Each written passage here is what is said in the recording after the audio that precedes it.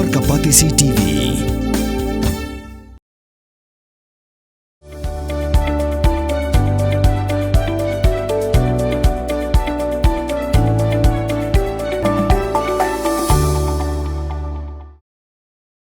Hadin bu sembut menderang ba gajelau ba preston tensong ula keren cigelar patai gubor bagi kmi kpa kidi ben Phikir bahaya lagi jong kun kena makan ommi ke jingjak bas ngosi kumbala jah hanora ke presiden jong ke Seng Longkmie na kedong lu mirbo hanora lapen pai nia kela da boong baka de ke jingkran ba preston bagi kmi kpa kidi ben Phikir yagi kun nadu klet bu nili chaw school hendri ha bagi Khynnah ki jana Phyllaw Ïing kmi kpa kim Phikir sa Kumno pan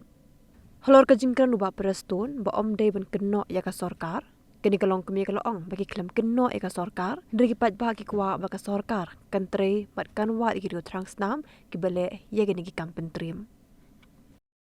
Ïing ha ya kata ngi day ban Phikir ya kata ha na skol ngi lek bu skol ki day ban lek shaw lek oni ikon te hanrai ka jing sisa na Phyllaw Ïing kan na Phyllaw Ïing te Kumno kan ma na ka Phyllaw Ïing te ba pli song wai ka jing ker mdan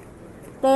kalong ka Phyllaw te na Phyllaw ini kelung ija te in ong Kumno kan nai keno ya no kan te ngi mdai bangi keno ka sarkar ni ong to trei ba tawat ikini ki beriu trang snam kan mo ngin keno le yu ha ka dai ka benta ka dai jongi ki me pa da ki le school ki one school ngi dai mangi ban le shaw shwa nga sek ong hi barabar shwa ban wai ki kun ngi dai ban poi mangi ki me pa ha school khnang ba nda wai nang to kinom ayu ki kelung te kata ka jing ong iba perston kumtan nai kena te msngo ayu mo ni klem kena kimdan hiru ba kena mana-mana ro kumta te kata kan ka wei na Phyllaw unja te ong Kumno kan ngin ong Kumno kan na Phyllaw te da ong ban baja na skol o bangim le shaw kata te kadai ka jing idai ban kena ba ki kme pa ki dai ban Phikir te hanrai na Phyllaw te na Phyllaw Ïing